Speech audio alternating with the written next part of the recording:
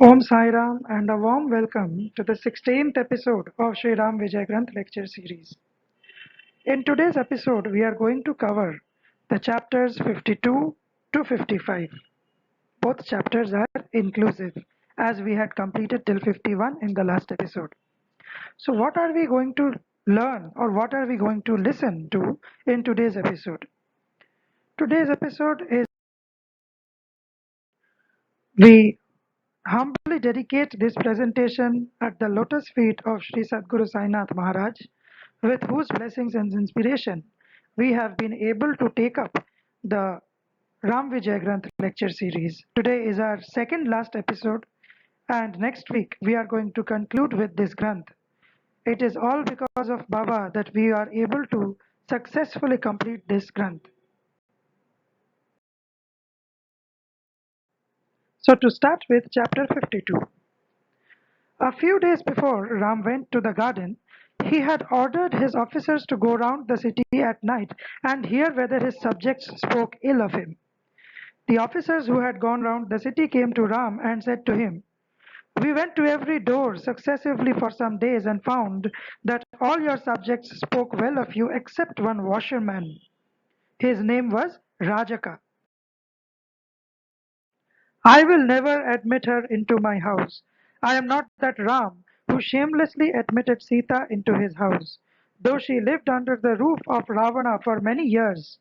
I am a pure washerman. I am the man who cleans and removes the dirt and spots on the dresses and clothes of the people. And do you mean to say that I will admit your unclean daughter again into my house? You can take her back." Who kindly received him and made him be seated with her. Lakshman said to her, "Ram has told me to take you to the yonder forest as soon as possible. So kindly prepare yourself, Mata, and accompany me there." "Has Ram told you to take me to the forest?" replied she. "Ah, I am very fortunate. Some days ago he asked me what I wanted to enjoy, and I told him." Now we start with Adhyay 53. Soon after, Lakshman seated her in a chariot near the river Jahnavi and began to drive it.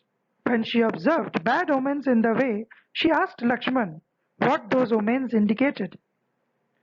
Lakshman, overwhelmed with grief, could not utter a syllable and quietly drove the chariot. When she found him quiet and in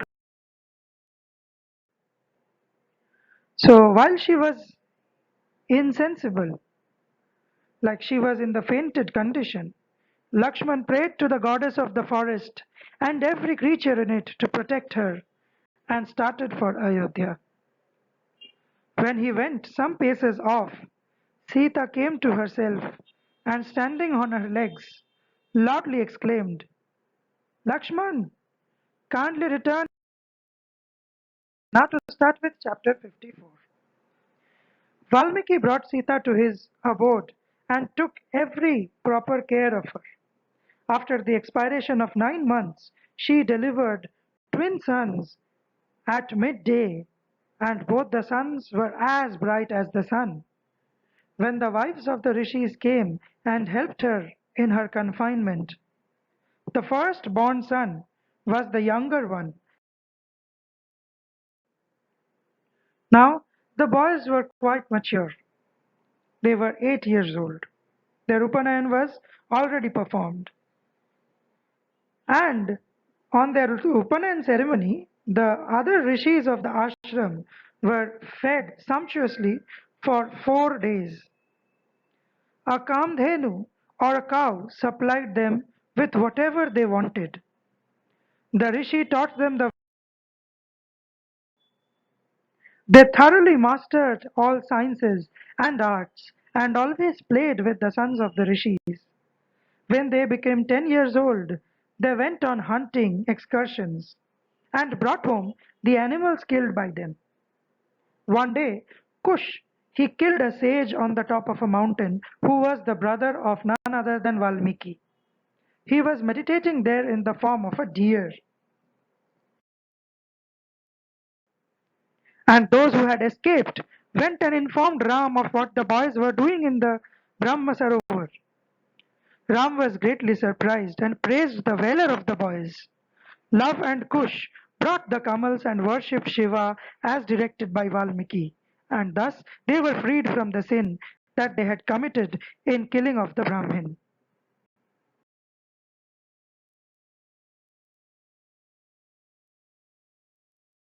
With this, we begin with chapter 55.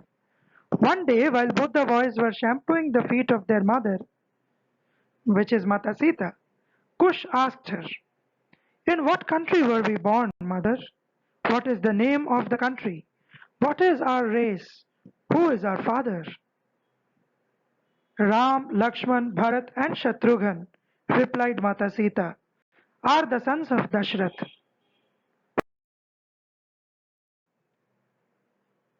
An Ashwa, or a horse, is required in this sacrifice. Monarch who will perform this sacrifice would let a horse loose with a patrika or a letter on its forehead stating that any monarch whose dominion the animal entered should either catch it and fight with its master or submit it to a golden patrika, a letter written in a brass plate, and in it was written the following words: Ram, the king of Ayodhya, son of Dashrath, has let the horse loose. It is guarded by 6 billions of warriors under the command of Shatrughan, and any king who is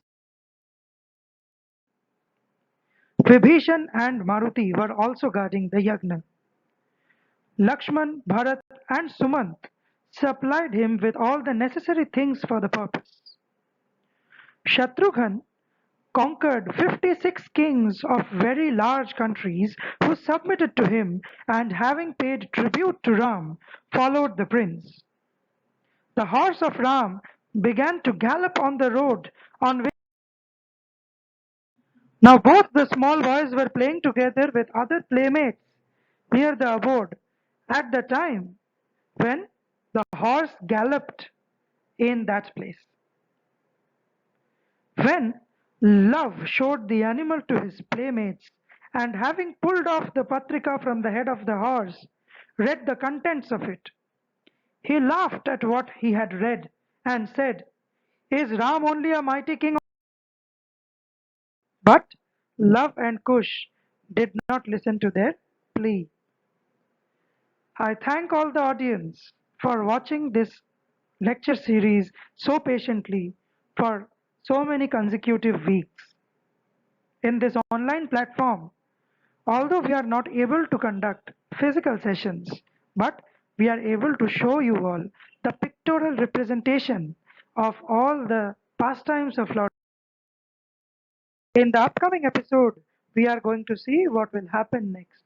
After the horse was tied by Love and Kush on the plantain tree, how they will gallantly fight with the army of 6 billion warriors headed by Shatrughan.